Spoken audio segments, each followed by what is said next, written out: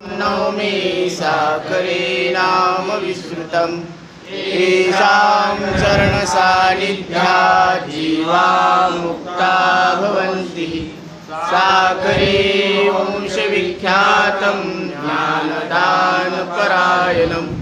विनायकं गुरुं वन्दे भवबन्धविमुक्तये। ज्ञानप्रतापविलसद्वचनामृतं च अद्वैतभावपनुताहितबुद्धिरस्य ज्ञानेश्वरस्तु भगवान् अवतीर्णेव। श्रीरङ्गनाथ गुरुराज नमोऽस्तु तुभ्यम्।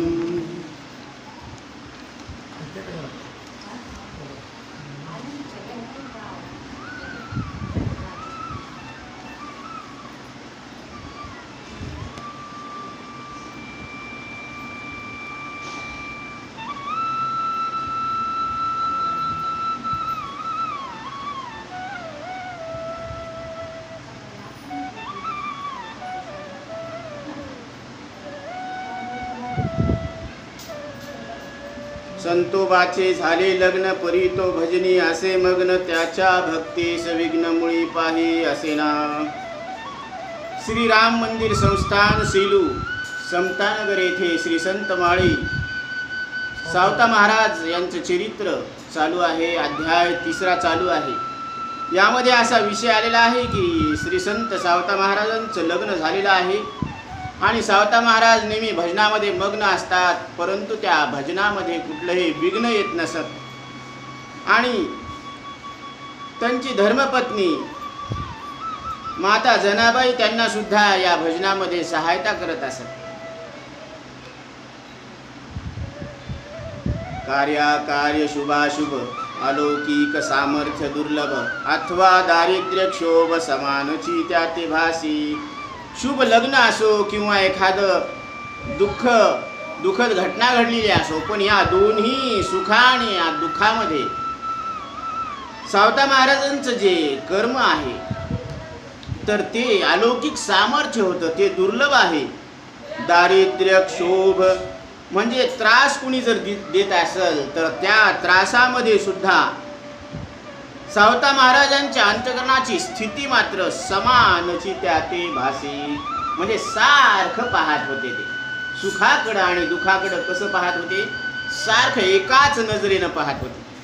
पण अज्ञानी जीवाचं मात्र तसं नाहीये। ज्यावेळेस आपण जीवन जगत असतो त्यावेळेस आपल्याला दुःख आलं तर आपण त्या दुःखानं दुःखी होतो आणि एखादी अनुकूल घटना घडली तर आपण त्या घटनेनं सुखी होतो, म्हणजे आपलं अंतःकरण काय होतं? सुखदुःखाकार होत असतं।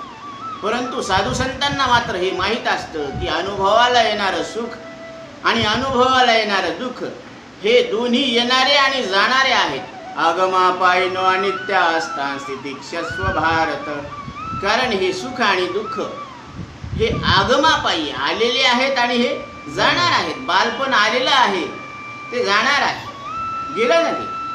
मग बालपण मेलं, मग त्याच्याबरोबर तुम्ही मेले का? नाही, शिल्लक आहेत तुम्ही तारुण्याला जाणायला। मग तारुण्य जन्मलं, मग त्याच्याबरोबर तुमचा जन्म झाला का? नाही, तुम्ही तर पूर्वीचे आहात। मग तुम्ही पूर्वीचे आहात आणि तारुण्य आताच आहे। मग इथं 3 वस्तू आहेत आत्ता इथे। तारुण्य आत्ताचं आत्ता आहे, बालपण मागचं मागत होतं आणि तुम्ही मागं होते आणि आता आहे, म्हणजे पूर्वी असून आता आहे। आणि जी वस्तू पूर्वी असून आता असते ती सत्य असते।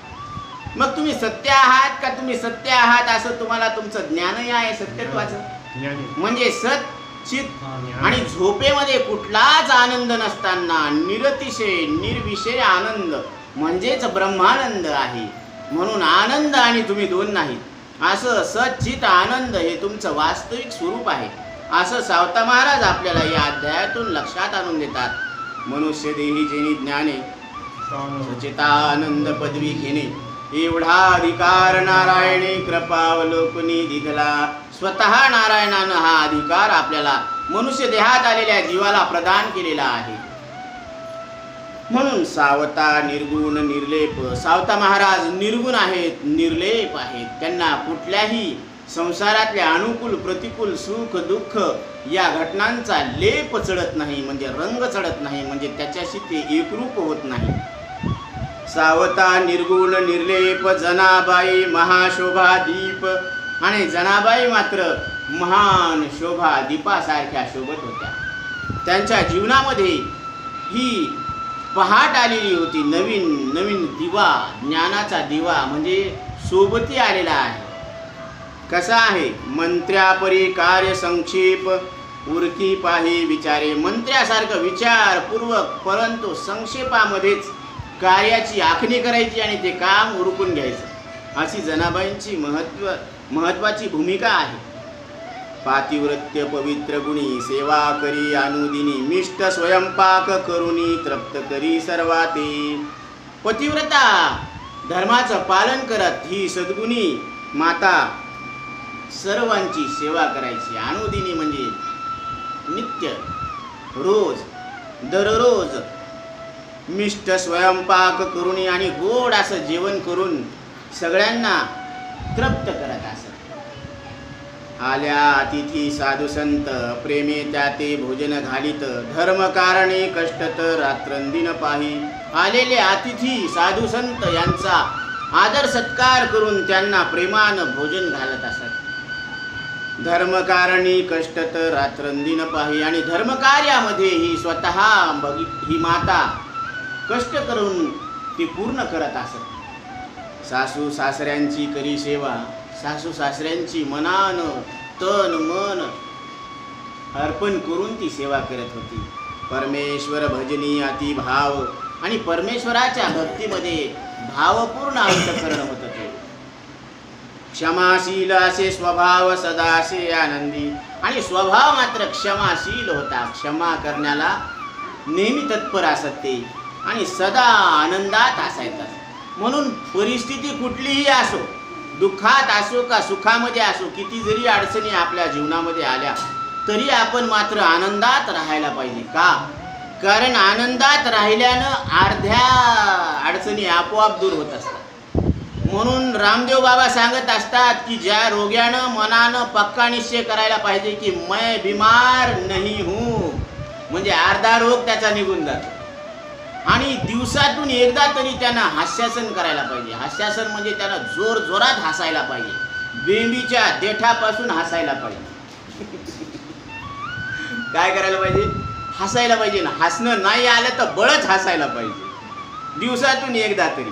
कारण हसल्यानं आपल्या या शरीरामधल्या सगळ्या नसा आणि रोम रोम खुलून जातात, काय होतात? खिलत असतात. म्हणून दो मिले तो काय म्हणते ते, 4 मिले 64 खिले, दो मिले कर जोड. म्हणजे 2 हातानं आपण राम राम घालतो ना, ते सुद्धा आपल्याला राम राम घालतात. आणि आलिंगन देणं म्हणजे 4 मिले तो 64 किले, म्हणजे आनंद झाला. आणि ते हसत येत आणि हसल्यानंतर त्यांचे दात 32 आणि तिकडचे 32 किती झाले? 64, आहे का नाही? म्हणजे ते 4 हे 2 हात तिकडचे आणि 2 हात तिकडचे, म्हणजे 4 जोडलेत नाही, तो 64 खिले असं. आणि रोम रोम काय होत असतं? पुलकित होऊन जात असतं. जसं कबीरदास सांगतात ना, ज्ञानी मारे ज्ञान से तो रोम रोम खिल जाए और गधा मारे लात से तो अपना कपाल फुट जाए.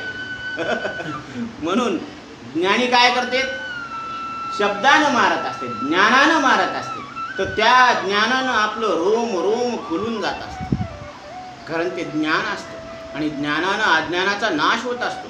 आणि गध्यानं समजा लात मारली आपल्याला तर आपलंच कपाळ फुटून जात असतं. म्हणून संत संगती देई सदा, संत संग देई सदा. कारण 100 मूर्खाचा मालक होण्यापेक्षा एका शहाण्याचा दास व्हायला पाहिजे. आणि खरं सांगा, संसारामध्ये कोण आहे असं की जे दास होण्याला योग्य आहे? संसारामध्ये कोण आहे? कारण संसारामध्ये जीव आहे. मग जीव चांगला आहे, पण तो दुःखी असल्यामुळं त्याला भव म्हणजे भवाचा रोग असल्यामुळं तो चांगलाच मूर्ख आहे. कोण?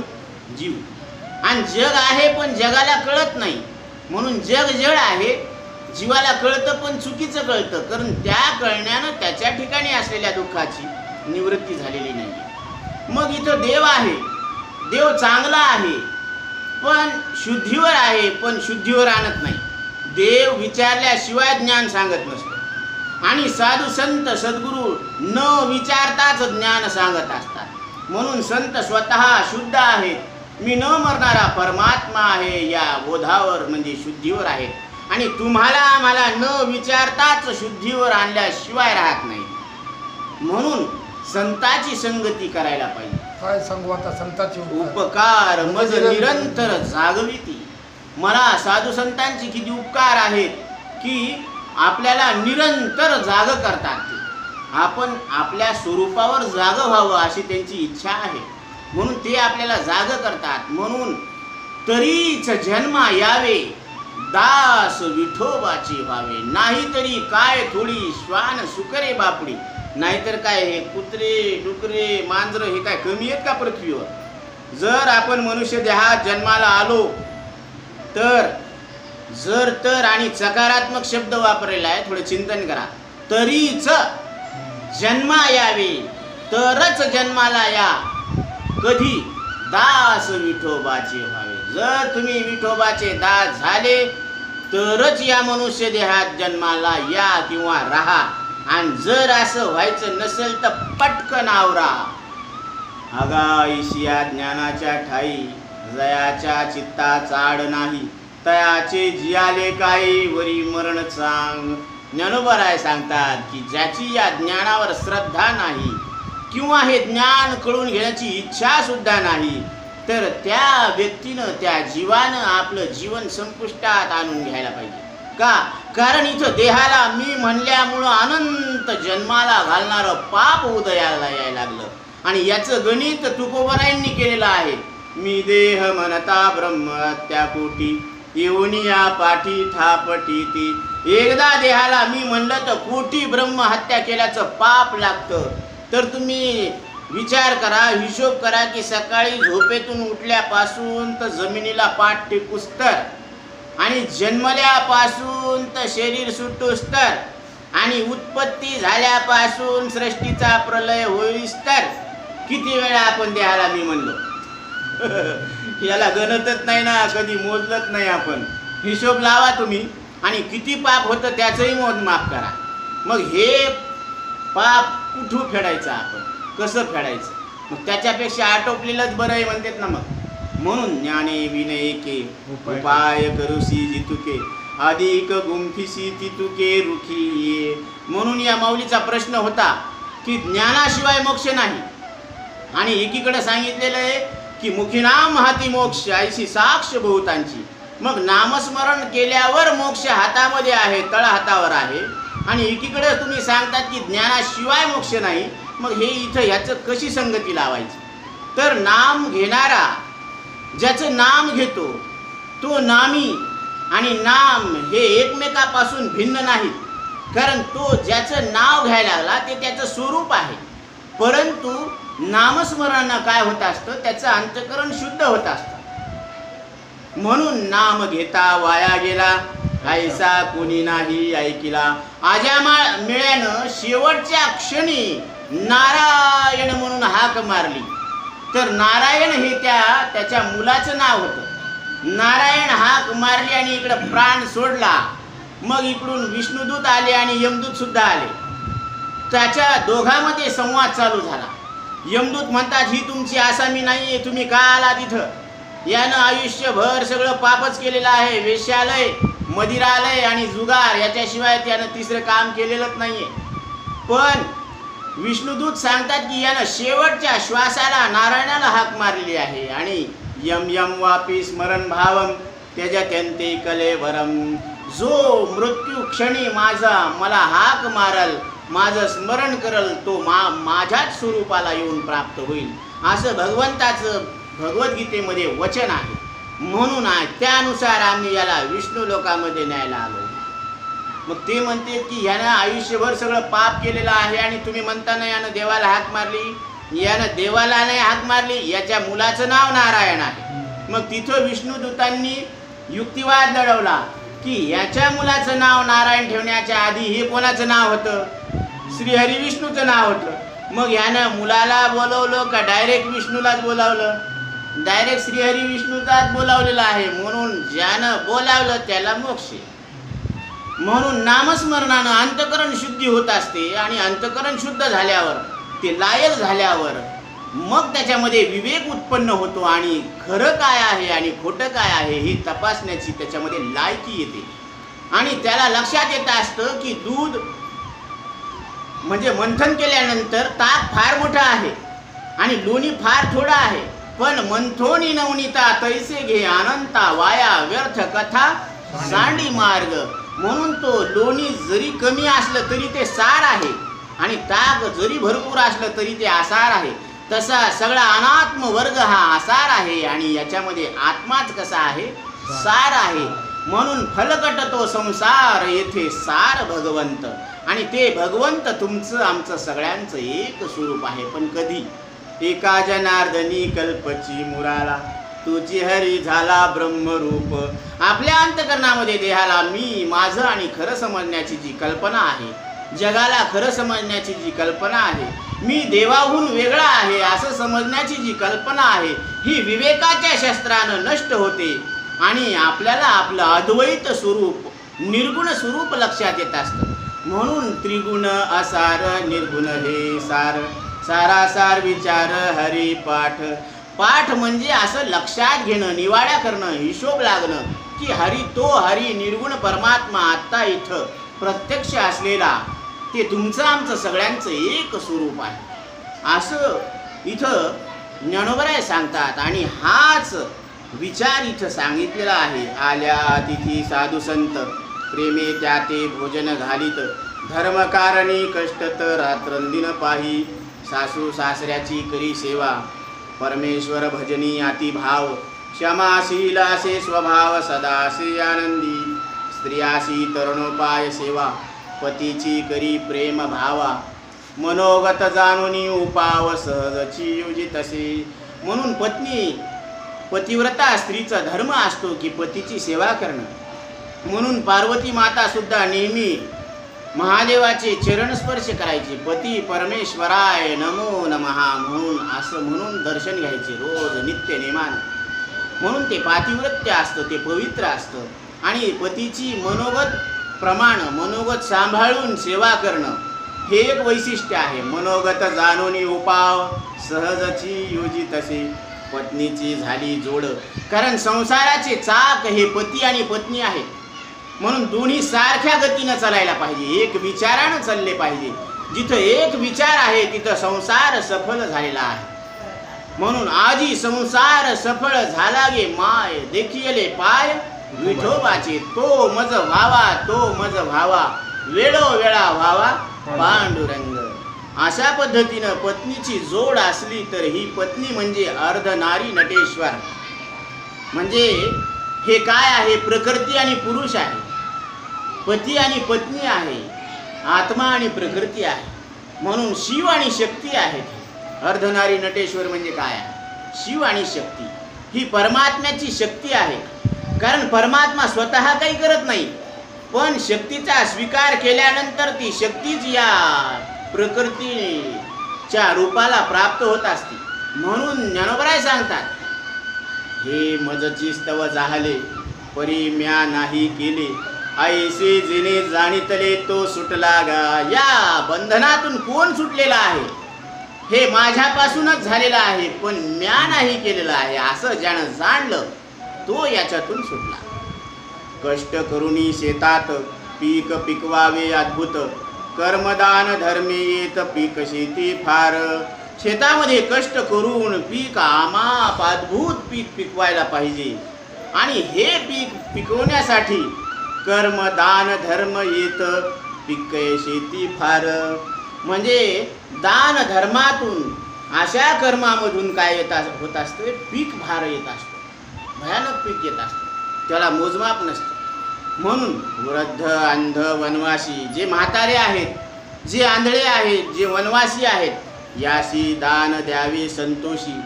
यांचं अंतकरण आनंदित होईल असं यांना दान द्यायला पाहिजे. वृद्ध ब्रह्मचारी संन्यासी याते द्यावे अन्न शिजलेले. म्हणजे याच्यामध्ये सुद्धा फरक आहे की म्हातारे ब्रह्मचारी आणि जे संन्यासी आहेत तर यांना शिजलेलं अन्न दान द्यायला पाहिजे. शिधा किंवा असं द्यायला नाही पाहिजे, यांना शिजलेलं अन्न द्यायला पाहिजे. कारण भरपूर आहेत की यांना करणारं कोणी नाही आहे मागं, म्हणून अशी अडचण लक्षात घेऊन यांना शिजलेलं अन्न द्यायला पाहिजे. विनयशील प्रामाणिक सत्यवादी दानास पात्र पूर्ण बुधी जो पावला पूर्ण समाधी तो योग्य सर्व दाना. म्हणजे जे विनयशील आहेत, नम्र आहेत, प्रामाणिक आहेत आणि सत्यानं आचरण करत असतात, दानास पात्र पूर्ण बुधी म्हणजे ते दानाला पूर्ण पात्र आहेत, जे असं साधुसंत बोध करत असतात, साधकांना बोध देत असतात. जो पावला पूर्ण समाधी जो तत्वज्ञान निष्ठ आहे त्याला मात्र तो योग्य सर्व दाना, तो सगळ्या दान करण्याला योग्य आहे. मग दान कोणाला करावं हे लक्षण सांगितलेलं आहे. लक्षण आहे का? विनयशील प्रामाणिक सत्यवादी जो नम्र आहे, जो प्रामाणिक आहे, जो सत्यानं आचरण करत असतो. दानास पात्र पूर्ण बोधी ज्याला पूर्ण बोध आहे, आत्मज्ञान आहे. तो जो पावला पूर्ण समाधी ज्याला पूर्ण समाधी म्हणजे तत्वज्ञानानं निष्ठ आहे त्याला तो योग्य सर्व दाना. परके संत साधुजन आणि जो असे विद्वान शरीर संबंधी जावई जाण हे दाना योग्य. जे परके आहेत, साधू संत आहेत तर हे सुद्धा दानाला योग्य आहेत आणि जे विद्वान आहेत ते सुद्धा दानाला योग्य आहेत. शरीर संबंधी जावई जाण हे दाना योग्य आणि जे जावई आहेत, जावई बापू, यांना सुद्धा दान करणं हे उत्तम आहे. कारण धोंड्याच्या महिन्यामध्ये ज्याला आपण मलमास म्हणतो, पुरुषोत्तम मास म्हणतो, तर या मलमासामध्ये लेकीला आणि जावईला बोलवून त्यांना काहीतरी वस्तू दान द्यावा लागत असते. मग तुम्ही पितळाची द्या, सोन्याची द्या, बरं का, पण त्यांना दान द्यायचा मान असतो. कारण हे लक्ष्मीनारायणाचंच स्वरूप मानून त्यांना दान देत असतात. तर हे दानाला योग्य आहे.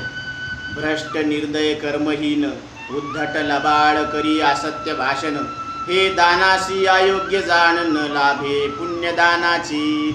आता जे भ्रष्ट आहेत, जे निर्दय आहेत, ज्यांच्या अंतःकरणामध्ये दया नाही आणि जे कर्महीन आहेत म्हणजे जे नीच कर्म करतात, खोटं बोलत असतात, कोणाचं जर जमत असेल तर त्याला बोलून तोडत असतील, हे असे नीच कर्म करतात, चोरी करतात, तर ते उद्धट लबाड करी असत्य भाषण.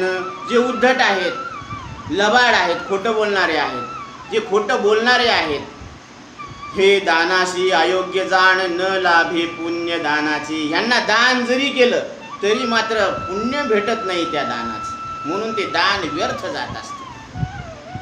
दानाची मुख्य खूण सांगतात कोणाला दान करावं. आनंदी व्हावे अंतकरण, त्याचं अंतकरण समोरच्या माणसाचं आनंदानं तो खुश व्हायला पाहिजे, आनंद झाला पाहिजे, त्याचं मन तृप्त झालं पाहिजे. दान देता होता शीन व्रथा जाणते झाले. आणि दान देऊन सुद्धा त्याचं मन जर दुःखी झालं, त्याला शीन आला, तर ते दान व्यर्थ गेलं समजावं. अशी शेती पेरणी करी, अशा पद्धतीनं शेती आणि त्या शेतीमध्ये पेरणी करावं लागतं. कारण ही अंतकरण रूपी भूमी आहे, काळी कसदार जमीन आहे. मग त्याच्यामध्ये पेरल्यावर कसं पीक येतं? भरघोस पीक येत असतं. ही काळी आई धनधान्य देई. कारण ही आई कशी आहे? ही आई आहे आपली, ही पृथ्वी आहे, मेदिनी आहे, म्हणून हिला माता म्हटलेले आहे, धरणी माता. म्हणून सकाळी उठल्यावर पृथ्वीचे पाय पडायला पाहिजे असं आपल्या शास्त्रामध्ये सांगितलेलं आहे. पृथ्वीचे पाय पडायला पाहिजे. हाताची कराग्रे वसते लक्ष्मी करमध्ये सरस्वती. म्हणजे ह्या हातामध्ये सुद्धा लक्ष्मी आणि नारायणाचं वास्तव्य आहे, म्हणून त्याचे दर्शन घ्यायला पाहिजे. आपल्या हातानं कुठलंही वाईट काम होऊ नये अशी भगवंताच्या चरणी प्रार्थना करायला पाहिजे. ही पृथ्वी ज्यानं सगळ्याला ग्रहण केलेलं आहे, तिला मेदिनी, वसुंधरा असे नाव आहेत वेगवेगळे. तर जिनं सगळ्याला धारण केलेलं आहे अशी धरती माता, म्हणून तिच्यावर आपण कितीतरी पावलं चालत असतो आणि त्या चालण्यामध्ये कितीतरी जीवाची हत्या होत असते. तर तिला सुद्धा पाय पडून आपल्या केलेल्या कर्माची, झालेल्या चुकीची क्षमायाचना करावी लागते. कारण ही माता आहे जिनं सगळ्याला धारण केलेलं आहे. ही सगळ्याचं भरण पोषण कोण करायला लागली? ही धरती माता. कारण हिच्यामधून अन्न निघत असतं आणि ते अन्न म्हणजे अन्न हे पूर्ण ब्रह्म आहे. हे शब्द ब्रह्म आहे, नाद ब्रह्म आहे आणि आपण पूर्ण ब्रह्म आहोत असं लक्षात घ्यायचं असतं. म्हणून शब्द ब्रह्म हे ऐकायचं असतं, अन्न ब्रह्म हे खायचं असतं आणि ते अन्न ब्रह्म खाऊन मी पूर्ण ब्रह्म आहे असं लक्षात घ्यायचं असतं. तर ही रीत आहे. अशा पद्धतीनं दानाची मुख्य खूण आनंदी व्हावे अंतकरण, दान देता होताशी न व्रथा जाणते झाले, अशी शेती पेरणी करी पीक पिकेल भूमरी, प्राप्त होय वैकुंठपुरी, लाभे स्वानंद साम्राज्य. मग काय स्वानंदाचं साम्राज्य येत असतं. जिकडं तिकडं पाहिलं, दृष्टी टाकली की सगळं पीक भरभरून आलेलं आहे. असं पाहिल्यानंतर ते कष्ट फळाला आलेले आहेत म्हणून त्या मालकाला सुद्धा आनंद होतो. साधू संतांची सेवा करीत जा मनोभावा, प्राप्त होई ओलावा पीक येई अगणित. म्हणून तुम्ही साधू संतांची सेवा करत जा. कारण या सेवेनं मनातली जी भावना आहे ती पूर्णत्वाला जात असते, ती पूर्ण होत असते. प्राप्त होई ओलावा पीक येई अगणित. म्हणून ते अंतकरण, त्या अंतकरणामध्ये भक्तीचा ओलावा निर्माण होत असतो आणि भक्तीचा ओलावा ज्या अंतकरणामध्ये आहे तिथं ब्रह्माचं पीक येत असतं. म्हणून आणि त्या ब्रह्माचं पीक आल्यानंतर मग ते साम्राज्य कोणाचं आहे? ते तुमचंच साम्राज्य आहे. म्हणून राजा चक्रवर्ती निजेला सुमन सेजेवरी, तो स्वप्नी होनी भिकारी, जात्यंदा घरी भीक मागी, एक कुटका यावया हाता, तो निचासी म्हणे राजा तू धन्य तत्वता. अशी अवस्था झालेली आहे आपली की आपण स्वानंद सम्राट चक्रवर्ती, तिन्ही लोकाचे अधिष्ठान रूप परमात्मा असून सुद्धा या 3.5 हाताच्या देहामध्ये अडकून सुखासाठी आपण वन भटकत आहोत. किती झाला जी फेरा गणित नाही दातारा. म्हणून भगवान शंकराचार्य सांगतात, पुनरपि जननम पुनरपि मरणम पुनरपि जननी जठरे शयनम इह संसारे खलु दुस्तारे, भज गोविंदम भज गोविंदम भज गोविंदम मूढमते. मग हे पुनरपि जननम आणि पुनरपि मरणम हे कौरच चालू द्यायचं. कारण क्योंकि सास भी कभी बहु थी आफ्टर द ब्रेक. त्या मालिकेला सुद्धा ब्रेक आहे राव. मग आपल्या जन्म मरणाला कुठेतरी ब्रेक असावा का नसावं? म्हणून किती वेळा जन्म यावे, किती व्हावे फजित, मनोनी जीव भेला शरण गेला विठूसी. उगत नाही आला पांडुरंगाकडं. सगळ्याच्या लाता खाल्ल्या. ते गोल असते ना ते चेंडू, तर ते कोणाची लात खात नाही, ते सगळ्याच्या लाता खातं मग गोलमध्ये जातं. मग 1 मार्क झाला. तसं ह्या जीवानं कोणाच्या लाता खाल्ल्या नाहीत आतापर्यंत. त्यानं सगळ्याच्या लाता खाल्ल्या, सुखाच्या, दुःखाच्या, मानाच्या, अपमानाच्या, नाही का, बालपणाच्या, तारुण्याच्या, म्हातारपणाच्या. बालपणानं लात मारली, आलं तारुण्यावर येऊन बसलं, मी तरुण. तारुण्यानं लात मारली, आलं म्हातारपणावर, मी म्हातार आहे, आता थकलो. आता तारुण्यानं लात मारल्यावर 4 पायाचं आलं. म्हणजे काय असतं माहिती, ते खो खो असतं पहा. त्या खो खो मध्ये काय असतं, मागून त्यानं खो दिला की त्याला उठावं लागतं आणि दुसऱ्याला मग त्याला खो द्यावं लागतं, मग तिथं बसावं लागतं. पण ते बसणं कवरत जोपर्यंत खो येत नाही तोपर्यंत. तसं बालपणावर तुमचं बसणं कवरत, तारुण्याचा खो येत नाही तोपर्यंत. आणि तारुण्यावर बसणं कवरत जोपर्यंत वार्धक्याचा खो येत नाही तोपर्यंत. म्हणून काळानं दिलेली ही 3री चिठ्ठी आहे. वार्धक्य म्हणजे काय? केस पांढरं होणे म्हणजे काय आहे? ही काळानं दिलेली 3री चिठ्ठी, नोटीस. हे तुम्हाला नोटीस आलेली आहे की आता ही महाजनवाडी खाली करा बाबा. कवरत कब्जा करून बसता. कारण ही महाजनवाडी आपण कशासाठी घेतलेली आहे? सत्कर्म करण्यासाठी घेतली. यानं महाजनवाडी घेऊन सत्कर्म तर काही केलंच नाही, पण खाया पिया सुखसे सोया चादर तान के सोया. ती म्हणलं कोण आहे, पुढं काय होणार आहे, आताच खाऊन पिऊन घ्या मोकळं व्हा. पण असं नाही ना. काय जाब देशी यमदूता पातके करिता पुढे आहे पुसता, काय जाब देता होशील तू. म्हणून यमधर्माला काय उत्तर देणार आपण त्यावेळेस. तुम्हाला मनुष्य देह असताना सुद्धा तुम्ही मृत्यूच्या दुःखातून पार पडण्यासाठी काय उपाय केला बरं. तू प्रत्येकानं गर्भवासाचं दुःख भोगून आलेले आणि त्या गर्भवासामध्ये आपण देवाला याचना केलेली आहे, विनंती केलेली आहे, देवा मला एक वेळ करी, एक वेळ करी या दुःखा वेगळे, एक वेळ करी या दुःखा वेगळे. दुरिताचे जाळे उगवोनिया, दुरिताचे जाळे उगवोनिया. आठवीन पाय हा माझा नवस, आठवीन पाय हा माझा नवस. प्रत्येक जीवानं देवाला नवस केलेला आहे, गर्भवासामध्ये केलेला आहे. देवा मला एकदा या दुःखातून वेगळं कर, मी तुझ्या स्वरूपाला प्राप्त करून घेईन. देवाला दया आली. देवाला वाटलं की हा जीव अजून कसा आहे, नादान आहे, याला एक संधी देऊन पाहू. पण ज्यावेळेस हा गर्भवासाच्या बाहेर आलं आणि याला बाहेरची हवा लागली, वारं भरलं या हिला, वारं भरलं या, म्हणजे याला वारच लागलं ना बाहेरचं. ते म्हणते कव्हा कव्हा कव्हा, मी कव्हा म्हणलो. ज्या देवानं आपल्याला जीवन दान दिलं त्या देवालाच आपण बेईमान झालो. मग आपण आपल्या आईवडिलाशी इमानदार राहतो याची काय गॅरंटी आहे. आणि जो व्यक्ती आपल्या आईवडिलाशी इमानदारीनं राहत नाही तो आपल्याशी इमानदारीनं राहीन याची काय गॅरंटी आहे. मग आपले लेकरं बाळ आपल्याशी इमानदारीनं राहतील याची काय गॅरंटी आहे. फार नाजूक मामला आहे बरं का. म्हणून इथं सांगतात की देवाला आपण वचन दिलेलं आहे आणि ते वचन नवस तिथंच केलेलं आहे. आता बाहेर येऊन कोणत्याही देवाला नवस करण्याचा काहीच फायदा नाही आहे. कारण पहिलाच नवस फेडला नाही आणि दुसरा नवस करायला लागले तर ते म्हणते हे बेईमानी.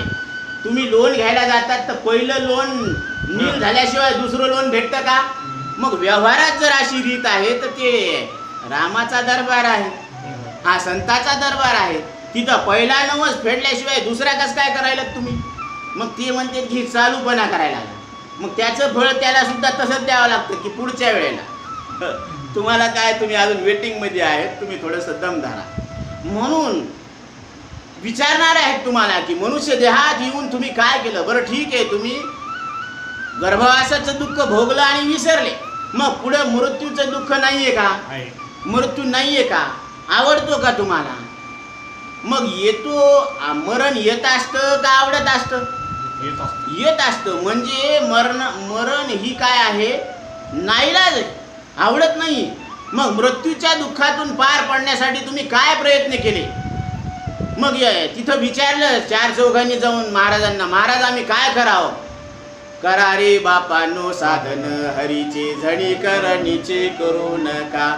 जेणे नाही जन्म यमाची यातना, ऐसिया साधना करा काही. ज्याच्यामुळं तुम्हाला पुढचा जन्म गाढवाचा, कुत्र्याचा, मांजराचा येणार नाही. आणि जेणे नाही जन्म यमाची यातना, म्हणजे यमाचे ठोके तुम्हाला बसणार नाही, असं काहीतरी साधन करा. आणि ते साधन काय आहे तर ते साधन ज्ञानोबराय सांगतात. साधनाचे सार मंत्र बीज हरी. कोणता मंत्र आहे. राम कृष्ण हरी विठ्ठल केशवा. मंत्र हा जपावा सर्व काळ. म्हणून राम कृष्ण हरी विठ्ठल केशवा हा उघडा मंत्र आहे, ह्याच्यात काही झाकलेलं नाहीये. बरं, हे देवाचं नाव घेण्यासाठी पैसे लागत नाही. म्हणून नाम घेता न लगे मोल. नाम घ्यायला पैसे लागत नाही. नाम मंत्र नाही खोल, हे काही अवघड सुद्धा नाहीये. बरं, नाम माहीत आहे, नामात फल आहे, नाव घेता येतं, त्याच्यात पैसे लागत नाहीत. मग काय झालं, न घ्यायला काय झालं. ध्यान मग म्हणा श्रीराम जय जय राम भव सिंधू तारक नाम. आणि या नामाचं महत्व असं आहे की नाम आठविता रूपी प्रगट पै झाला गोपाळा रे तुझे ध्यान लागो मला. एखाद्या पाहुण्याला आपण फोन लावला तर ते म्हणते की इस रूट की सभी लाईने व्यस्त है. ते जरी गावात असला तर ते म्हणतं की मी गावाला आहे, म्हणजे ते खोटं बोलते, कधी फोन उचलत नाही. पण देवाला जर आपण कॉल केला तर देव मात्र वाट पाहून आहे. वाट पाहे उभा भेटीची आवडी कृपाळू तातडी उता वेळ. मग देव गजेंद्राच्या आकांतुशी कैसा धावला ऋषिकेशी. देवा तू त्या हत्तीच्या बोलावण्यावर कसा काय आला बरं? तू द्रौपदीच्या हाकेवर कसा आला? तू प्रल्हादाच्या हाकेवर कसा आला? मग माझ्या हाकेवर का येत नाही? मग आपल्या हाकेवर येत नाही का आपण हाक मारत नाही? आपण हाक मारत नाही. आपल्या घराला आग लागल्यावर आपण आरडा वरडा करून जीव कोरडा करून सांगू की घराला आग लागली का? आजूबाजूला असं हळू सांगू असं सांगणार का? बेबीच्या देठापासून सांगतात तसं नाव ओठातून घ्यावं का पोटातून घ्यावं का बेबीच्या देठातून घ्यावं? इतकी हाक मारायला पाहिजे की जसं लेकरू असं टहा फोडतो की आईला इकडं पाना सुटत असतो. ती लांब असती पण तिचं रडणं ऐकून तिला तिकडं पाना सुटत असतो. तसं या आईला सुद्धा पाना फुटत असतो, पण तितक्या कळकळीनं आपण त्याला हाक मारायला पाहिजे. हाका रोणी सांगे तुका नाम घेता राहू नका. तुम्ही नाव घेतल्याशिवाय राहू नका. एक वेळ जेवण करू नका पण नाव घ्या. म्हणून गुरुवर्य बापूराव महाराज सांगत असतात की प्रत्येकानं आपल्या मनाला नियम लावा. कोणाचं बंधन नाहीये, बळजबरी नाहीये, पण तुम्ही तुमच्या मनाला नियम लावा की सकाळी 4 वाजता उठून मी काकडा भजन करन आणि संध्याकाळी जेवायच्या आधी ज्ञानोबरायांचा आणि नाथ महाराजांचा मी हरिपाठ घेईन. असं प्रत्येकानं आपल्या मनाला नियम लावायचं. कारण काकडा भजनामध्ये जीवन जगण्याची कला सांगितलेली आहे. जीवन कसं जगायचं हे रस्ते सांगितलेले आहेत. योगिया साधली जीवन कला, आर्ट ऑफ लिव्हिंग. जीवन मिळावं आणि जीवन कळावं मग जीवन जगावं, आणि न कळून जीवन जगण्यात काही अर्थ नाही. कारण आंधळ्याच्या पाठी लागले आंधळे घात एक एका मागे पुढे. त्या शेळ्या असतात ना, एका मागून एक जात असतात आणि पुढं खड्ड्यामध्ये पुढची पडती, पण मागची ना हुशार व्हायला पाहिजे ना, पण ते मागं चलत असल्यामुळे सगळ्याच खड्ड्यात जातं. तसं इथं नाही ना, इथं विवेकाचा डोळा आहे ना. आता उघडी डोळे जरी तुझा अद्याप न कळे की मातेची या खोळे दगडाला पोटाशी. आपण का दगड आहेत का? आईच्या उदरात जन्मलेले आपल्याला कळतं ना. मग ते ज्ञान आहे, त्या ज्ञानाचा आपण उपयोग करायला पाहिजे का? कारण इथं विवेकाचा डोळा आहे. म्हणून आपुल्या मती उगीच चिखल कालवू नको रे, अंतरीचा ज्ञान दिवा मालवू नको रे. आपण आपल्या मनानं परमार्थ करू नका का? कारण मनोमार्गे गेला तो तेथे मुकला, हरिपाठी स्थिरावला तोची धन्य. ज्यानं हरिपाठाचा विचार केला तो धन्य आहे. आणि मनानं जे गेले ते मात्र काय झाले? अडकले, गोत्यात गेले. आणि इरवी सगळे जीव गोत्यातच अडकलेले आहे. मग हे नात्या गोत्याचे आपल्याला गोत्यातून बाहेर काढतेत का अजून गोत्यात घालतेत? अजून गोत्यात घालते. नवरा बायकोला बायको म्हणून गोता घालतो, बायको नवऱ्याला नवरा म्हणून गोत्यात घालते. बघा सगळे हे गोते घालतेत. फक्त सद्गुरू मात्र आपल्याला ह्या गोत्यातून काय करतात? बाहेर काढतात. म्हणून यमराज एका वेळी एकाच प्राणाचं हरण करतात, एकाच शरीराचं हरण करतात. पण सद्गुरू असे यमराज आहेत की एकाच वेळेस 184 शरीराचं हरण करतात. म्हणून गुरुदेव हमारा प्यारा है, सिद्ध जगत उजियारा. गुरुदेव की महिमा न्यारी, जड बुद्धी चेतन करदारी. या जड देहाला मी म्हणायला लावणारी जी बुद्धी आहे त्या बुद्धीमध्ये परिवर्तन झालं. आता ती बुद्धी या 3.5 हाताच्या देहाला मी माझं आणि खरं म्हणायला, याचा स्वीकार करायला तयार नाही. म्हणून ती बुद्धी आता काय झाली? हुशार झाली. बुद्धीचे वैभव अन्य नाही तुझे, एका केशव राजे सकळ सिद्धी. आता तिला लक्षात आलेलं आहे की आपण कोण आहोत? आपण ज्याच्या सत्तेवर आहोत ते परमात्मा आहे आणि ते आपलं अधिष्ठान आहे. म्हणून आपण त्याच्यासमोर काय आहोत? तिची सावली आहोत. म्हणून माया तेची ब्रह्म, ब्रह्म तेची माया, अंग आणि छाया जया परी. म्हणून हे अज्ञान, ही माया काय आहे? जसं सावली आणि शरीराचं नातं आहे. सावली कधी शरीराला सोडून राहते का? पण खरी असते का? पण त्याच्या माग माग राहते का नाही? तसं हे शरीर सुद्धा कसं आहे? सावलीसारखं आहे. म्हणून हे नामस्मरणानं काय होत असतं माहिती का? त्याचं एक महत्वाचं फल आहे की बाप रखुमा देवीवरू दीनानाथ भेटला, विठ्ठल विठ्ठल झाला देह माझा. देहच काय होत असतो? विठ्ठल स्वरूप होत असतो. मग जिथं देहच विठ्ठल आहे तिथं इंद्रिय काय आहेत? विठ्ठल स्वरूप परमात्मा आहे. तिथं प्राण काय आहे? तिथं मन काय आहे? आणि त्या मनात जे प्रगटता आहे ती चैतन्याची, ते तरी काय आहे? ती विठ्ठलच आहे. म्हणून काया ही पंढरी, आत्मा पांडुरंग, नांदतो केवळ पांडुरंग. अशा पद्धतीनं हा भाव आहे. भाव बळे आकळे रवी नाकळे, करतळे आवळे तैसा हारी. आला का माऊली तुमचा मुद्दा की नामस्मरणानं मोक्ष कसा होतो? म्हणून इतका वेळ लागला विश्लेषण करायला. आता पुढे विषय पाहू आपण.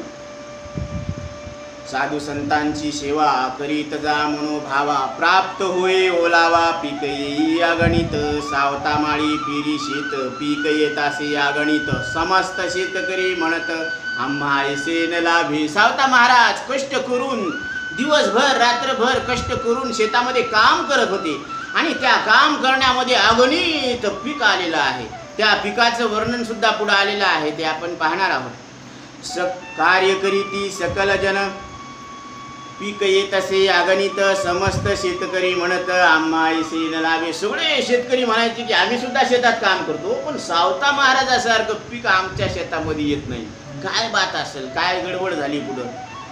फळी आस ठेवून कार्य करीती सकल जन, पावल्या फळ जाण स्तुती करीती शेताची. आता ते काम करत होते, पण कसं काम करत होते? फळाची आशा ठेवून काम करत होते. थोडंसं नाही का? बारकाईनं लक्ष घ्या. इथं परमार्थ आणि व्यवहार दोन्हीची सांगड घातलेली आहे बरं का. हे साखरे महाराजांनी काय म्हणतात? फळी आस ठेवून कार्य करीती सकल जन, पावल्या फळ जाण स्तुती करीती शेताची. आता जर इकून तिकून फळ आलं तर ते शेताचीच काय करायचे? स्तुती करायची की वा वा वा वा काय शेती केली. आणि कुणी काम केलं? आम्ही काम केलं, आम्ही कष्ट केले म्हणून एवढं फळ आलं. तर ह्या गोष्टी बारकाईनं थोडं ध्यानात घ्या. याच्यामध्ये काय आहे? एक तर सकामता आलेली आहे, आणि सकामता आल्या तरी सुद्धा केलेल्या कर्माचा अहंभाव आलेला आहे, अहंकार आलेला आहे. ह्या दोन गोष्टी ध्यानात घ्या. जरी पीक न येता जाण, नाव ठेवी शेता लागून. नष्टले मग समाधान, सुख दुःखी पडे सदा. आणि जर पीक नाही आलं तर मग त्या शेतालाच काय करायचे? नाव ठेवायची की आम्ही इतकं त्याला काय केलं? मेहनत केली, त्याला आम्ही ते फवारे मारले आहे का नाही, खत पाणी केलं, पण आम्हाला इतकं कष्ट करून सुद्धा फळ मिळालं नाही. असं काय करायला लागले ते? नाव ठेविती शेता लागून. नष्टले मग आणि नाव ठेवल्यामुळं समाधान नष्ट होत असतं. समाधान नष्ट झाले, सुख दुःखी पडे सदा. आणि मग तो सदा नेहमीच काय होतो? सुख दुःखाच्या ह्या गर्तेमध्ये पडून जातो. मुख्य पीक ईश्वर प्राप्ती. आता मुख्य पीक काय आहे? दोन्हीकडं ईश्वर प्राप्ती आहे. शेतातून सुद्धा ईश्वर प्राप्ती होते, शेतात काम करून, आणि परमार्थ करून सुद्धा ईश्वर प्राप्ती होते. तीच असे निष्काम स्थिती, आणि यालाच निष्काम स्थिती म्हटलेलं आहे. म्हणून आपुला तो एक देव करून घ्यावा, तेने बिन जीवा सुख नोहे. म्हणून स्तुती काय म्हणते? इतर फळे सकाम भक्ती सकळ जन करीती. आणि इतर फळ जे मिळतात तर ते सकाम भक्तीतून मिळतात. म्हणजे फलाची इच्छा ठेवून जे कर्म केल्या जातं त्याला सकाम भक्ती म्हटलेलं आहे. सकळ जन करीती. आणि बाकीचे सगळे लोक काय करतात? फलाची अपेक्षा ठेवून कर्म करतात, म्हणजे सकाम भक्ती करतात. पण मुख्य पीक कोणतं आहे? ईश्वर प्राप्ती हे मुख्य पीक आहे. परमेश्वर प्राप्ती विन ती कर्म होय सकाम जाण. जप तप यज्ञ अनुष्ठान निष्काम भावे करावे. परमेश्वराच्या प्राप्ती वाचून म्हणजे हरिप्राप्ती वाचून जे कर्म करतात ते सगळे सकाम आहेत असं जाणावं.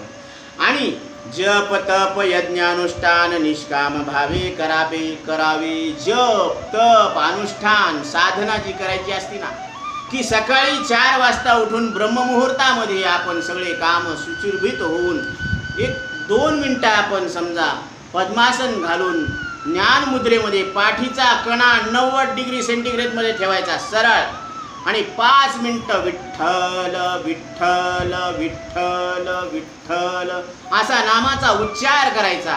म्हणजे या नामाच्या उच्चारानं शारीरिक रोग, मानसिक रोग आणि त्रिविध ताप सुद्धा नष्ट होत असतात. असा नामाचा महिमा आहे, असे भक्ताचे अनुभव आहेत. फक्त आपण एक वेळ काय करायला पाहिजे, हा अनुभव घ्यायला पाहिजे की खरंच काय आहे. का? कारण विठ्ठल म्हणता हरले पाप पदरी आले पुण्य माप, म्हणून ब्रह्मरस घेई काढा तेने पिढा वारेल पथ्य नाम विठोबाचे आणिक वाचे न साहे. अरे भवरोग ऐसे जाय आणिक काय शिल्लक आहे. जिथं भवरोग जातो तिथं बाकीचे रोग काय आणि कोरोना सुद्धा काय, हा प्रयोगातून सिद्ध झालेला अनुभव आहे. म्हणून ज्याची हार्टबीट 70च पल्स दाखवू लागले, त्यानं ऑक्सिमीटरमध्ये बोट घालून विठ्ठल नामाचा उच्चार केल्याबरोबर 2 पल्स वाढले. ह्या काही गप्पा नाहीत माऊली, हा अनुभव आहे. आणि प्रत्येक विठ्ठलाच्या नामाला 2-2 पल्स वाढू लागले, तर ते 100 पर्यंत पल्स रेट गेलेले आहे. म्हणजे तिथं ऑक्सिजनचे पैसेही वाचले आणि बगर पैशाचं ऑक्सिजन लेवल 100 आलं. हा विठ्ठल नामाची ही ताकद आहे. ह्याचा तुम्ही अनुभव घ्या आणि आपल्या जीवनामध्ये नामस्मरण करा. हाच संदेश सावता महाराज आपल्याला सांगतात. इथपर्यंत आपला विषय आलेला आहे.